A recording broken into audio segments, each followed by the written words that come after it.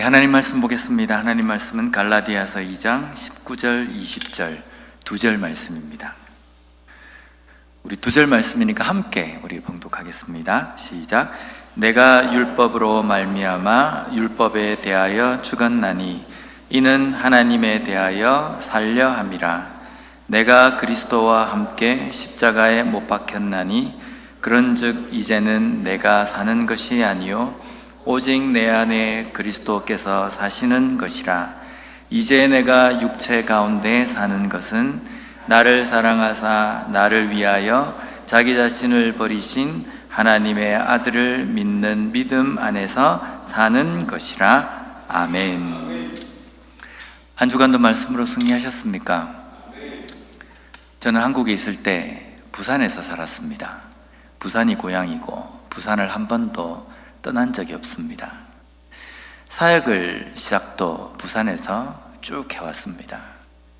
근데 어느 날 신방을 끝났는데, 신방 끝나고 차를 타려고 하는데 함께 갔던 권사님 중에 한 분이 저한테 이렇게 물어보시는 겁니다.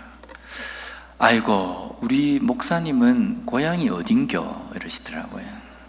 어딘겨, 이거는 어딥니까? 경상도 사투리입니다. 그래서 제가 부산입니다 이랬습니다. 그러니까 그 권사님이 하시는 이야기가 아이고, 그런데 어떻게 사투리를 하나도 안 씁니까? 이러더라고요.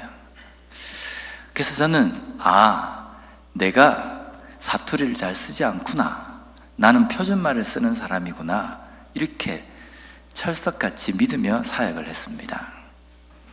그런데 미국에 와서 사역을 하는데, 성경 공부를 하는데 청년이 막 웃는 겁니다. 그래서 왜 웃냐고 물어봤어요. 그러니까 목사님 사투리가 너무 심합니다 이러더라고요. 그래서 나는 부산에서 사역했지만 나한테 부산 사투리가 심하다고 말하는 사람이 아무도 없었다. 난 사투리를 안 쓰는 줄 알았다 그랬습니다.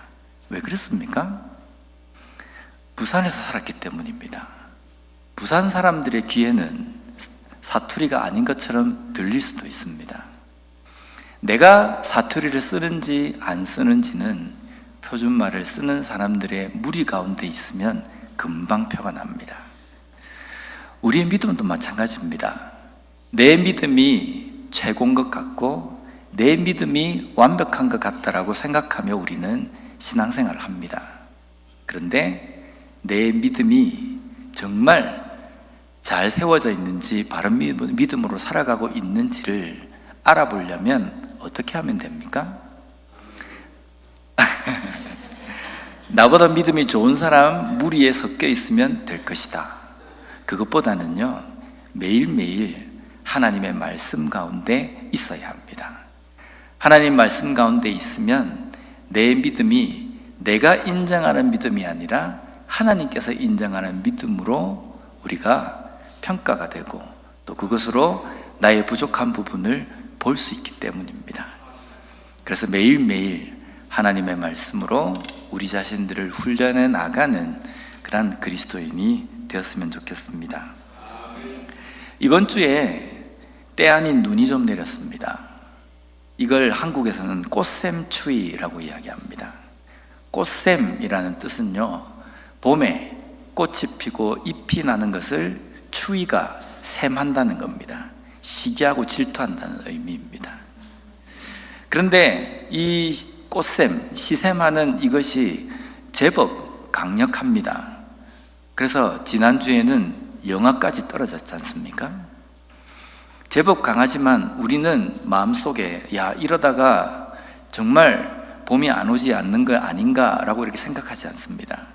이 꽃샘 추위가 아무리 시샘이 강하지만 그 뒤에는 봄이 올 것이고 여름이 올 것이며 겨울은 곧 갈 것이라는 믿음과 확신이 있기 때문입니다. 우리가 어떤 것에 승리한다라고 이야기할 때에는요, 꽃샘이라는 이 과정을 반드시 통과해야 합니다. 이 과정을 통과하면 나에게는 봄과 같은, 여름과 같은 계절이 올 것이다, 승리가 올 것이다 라는 겁니다. 우리 개인의 믿음 생활 가운데에서 겪어야 되고 통과해야 될 꽃샘은 무엇이 있겠습니까? 오늘은요, 부활주일입니다. 우리가 부활이라는 이 승리를 얻기 위해서는 어떤 꽃샘의 과정을 겪어야 하는지, 그래서 오늘은 부활을 하려면 이라는 제목으로 말씀을 좀 나누려고 합니다. 신약에 부활이라는 단어가 참 자주 나옵니다. 이 단어가 헬라어로는 두 가지 종류로 나옵니다. 첫째는 아나스타시스라는 단어입니다. 일반적으로 부활을 의미할 때 사용하는 단어입니다. 두 번째는요, 에게르시스라는 단어인데요, 이것은 깨우다, 일으켜 세우다라는 뜻입니다. 근데 이 부활에 사용되어지는 이 헬라어 두 단어의 공통점은요, 누워있는 사람을 세우는 겁니다. 앉아있는 사람을 세운다는 겁니다. 그래서 이것이 부활로 번역이 되고 해석이 됩니다. 부활은 무엇으로부터 세워지는 겁니까? 무덤에서부터 세워지는 겁니다. 무덤이라는 것은 죽음을 의미합니다. 죽음으로부터 세워지는 것, 이것이 부활입니다. 그런데 이 부활이라는 것은 예수 그리스도를 믿는 사람에게만 이 부활이 오는 것이겠습니까? 부활주의를 우리가 다시 한번 묵상하기 위해서는요, 부활에 대한 참된 의미를 우리가 바로 깨닫는 것이 좀 필요합니다. 요한복음 5장 29절 말씀에 보면요, 이렇게 말씀하셨습니다. 선한 일을 행한 자는 생명의 부활로, 악한 일을 행한 자는 심판의 부활로 나오리라. 여기 보면 선한 일을 행한 자와 악한 일을 행한 자 모두가 부활로 나오리라 이렇게 되어 있습니다. 결국은 예수를 믿는 사람이건 믿지 않는 사람이건 누구나 부활을 하게 된다는 겁니다. 차이는 심판을 위한 부활이냐 생명을 위한 부활이냐, 이 차이라는 겁니다. 다시 살아나는 것이 부활인데 믿는 자나 믿지 않는 자 모두에게 다시 살아나는 이 부활은 있다라는 겁니다. 그런데 우리가 그리스도인이 일반적으로 부활이라고 이야기할 때, 예수님께서 부활하셨습니다 라고 이야기할 때 이 부활은요, 생명을 위한 부활을 의미하는 겁니다. 왜 우리가 생명을 위한 부활이 보장이 된 사람이냐면요, 예수님께서 우리를 대신해서 심판을 받으셨기 때문에, 심판 아래에 있으셨기 때문에 우리는 생명의 부활을 얻는 존재가 된 겁니다. 그런데 원래 우리는요, 심판을 위한 부활을 해야 되는 존재라는 겁니다. 예수를 믿지 않기 때문에 심판을 받는 부활이 그 사람에게 더해진다, 이 의미가 아니라, 원래 인간은 범죄함으로 인하여서 범죄한 죄인의 후손으로 태어났기 때문에 심판을 위한 부활이 보장이 되어 있는, 항상 우리가 어떤 상황이 되건 심판을 위한 부활을 받게 되는 존재라는 겁니다.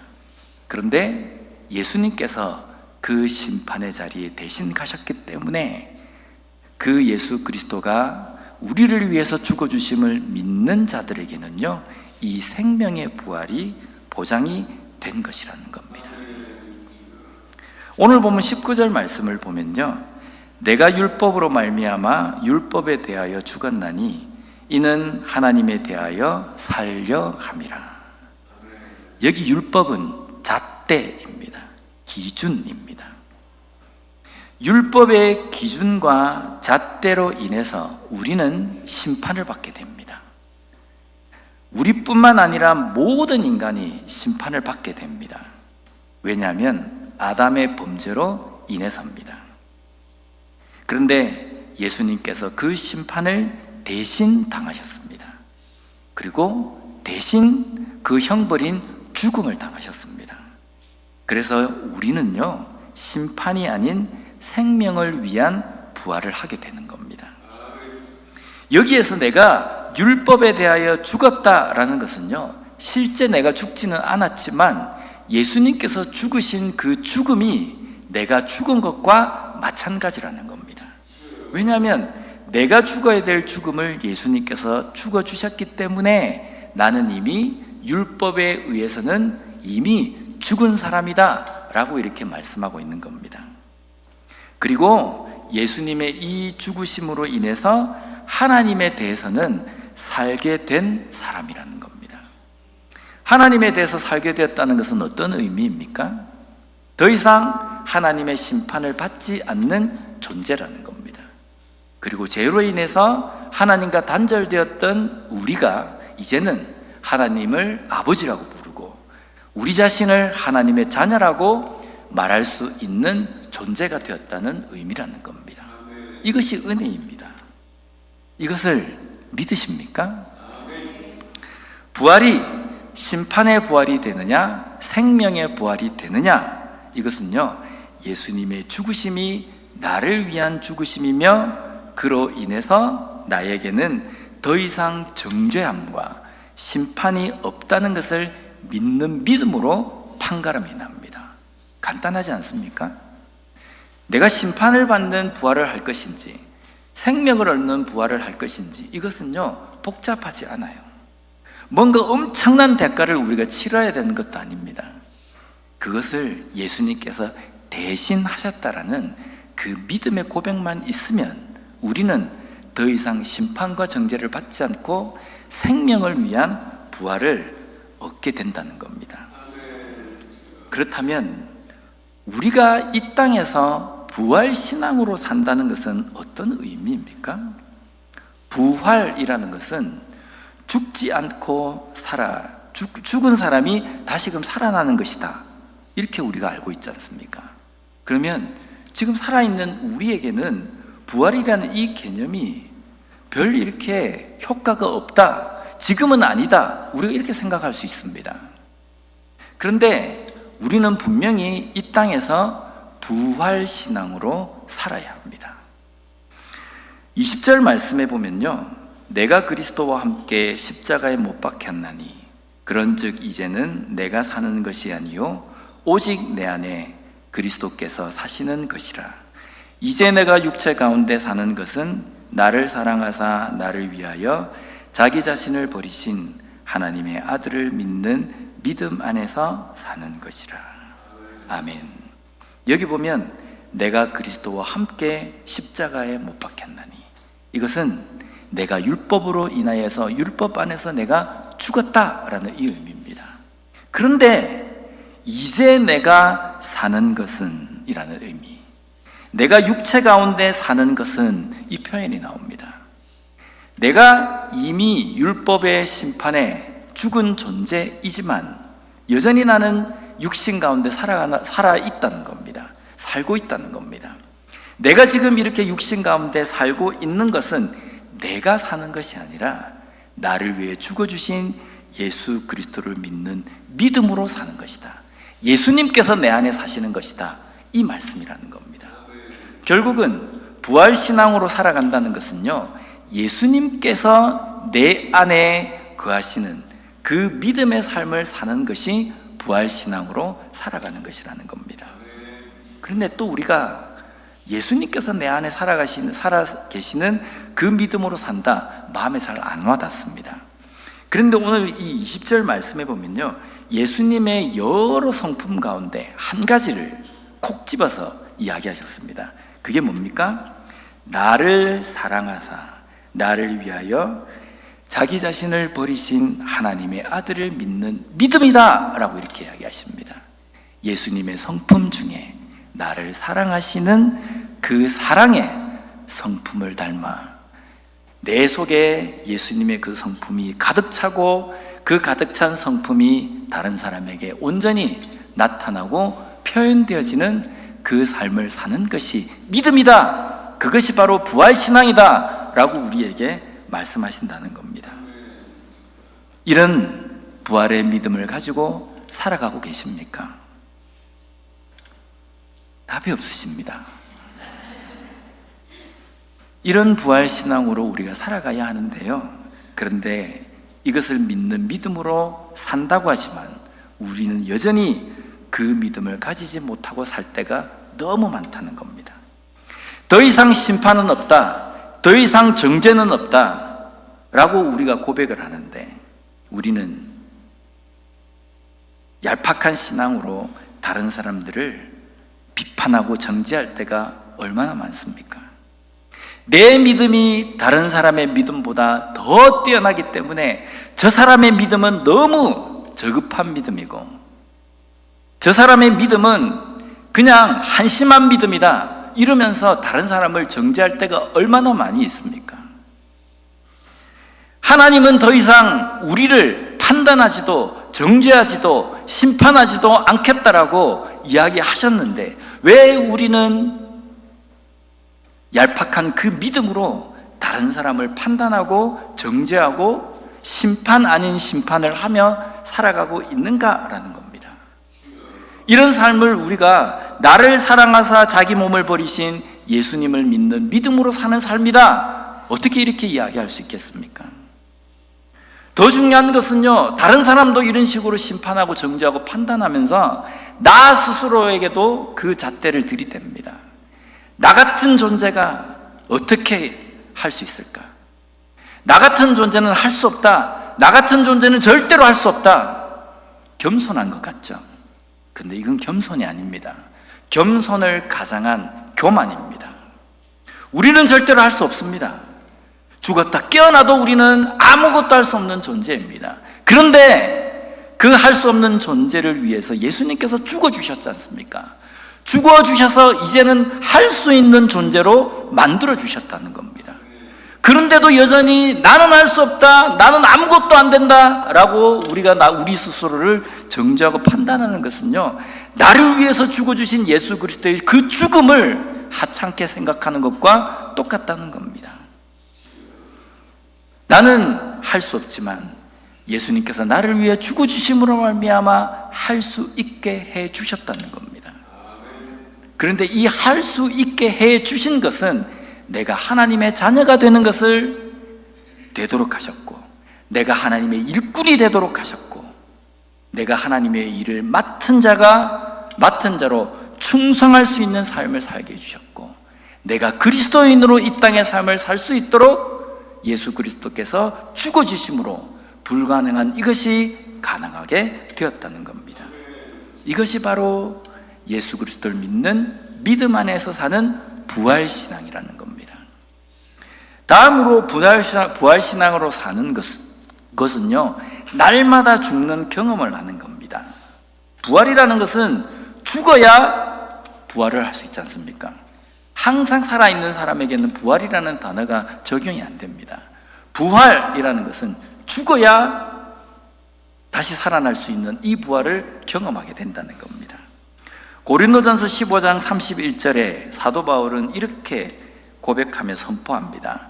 형제들아, 내가 그리스도 예수 우리 주 안에서 가진 바 너희에 대한 나의 자랑을 두고 단언하노니 나는 날마다 죽노라. 사도 바울은요, 나는 날마다 죽노라 라고 이렇게 고백하며 선포합니다. 사도 바울은요, 자신이 살아있을 때에는요, 자신의 기세가 등등했습니다. 그래서 그 기세 등등한 그 생각으로 율법의 잣대로 다른 그리스도인을 잡아서 고발하고 죽는 자리까지 넘겨준 사람입니다. 그리고 다른 그리스도인들을 핍박했다는 겁니다.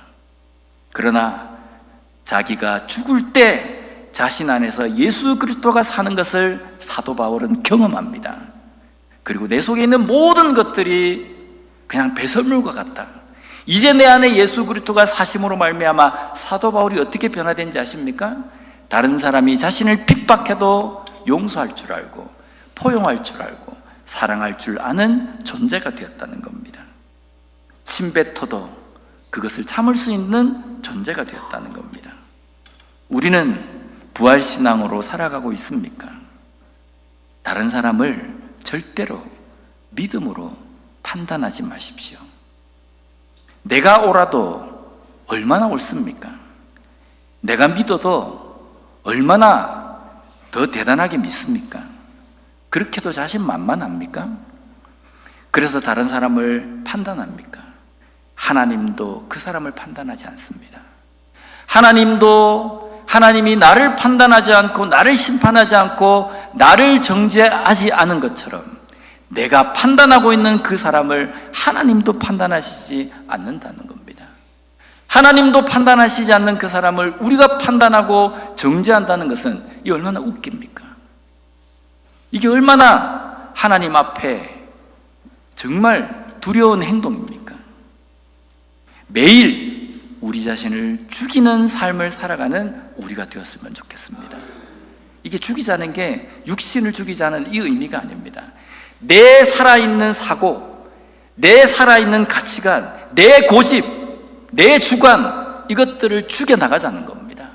죽여나가서 내 속에서 예수 그리스도로 말미암아 새롭게 부활되는, 새롭게 살아서 새롭게 변화되는 그 예수 그리스도의 살아계심을 매일매일마다 경험하는 우리가 되었으면 좋겠습니다. 이것을 경험하기 위해서는요, 매일 죽는 경험을 해야지만이 부활을 경험할 수 있다는 겁니다. 내 속에 내 자신이 죽는 경험을 하지 않는다면 죽었다 깨어나도 부활의 경험은 할 수가 없다는 겁니다. 내가 죽는 경험을 하지 않으면 예수님께서 내 속에 사시는 그 은혜의 복음을 경험할 수 없다는 겁니다. 매일매일 부활신앙으로 나 자신을 죽임으로 말미암아 내 안에 예수 그리스도로 말미암아 살아가는 그 은혜를 항상 경험하며 살아가는 우리 모두가 되었으면 좋겠습니다.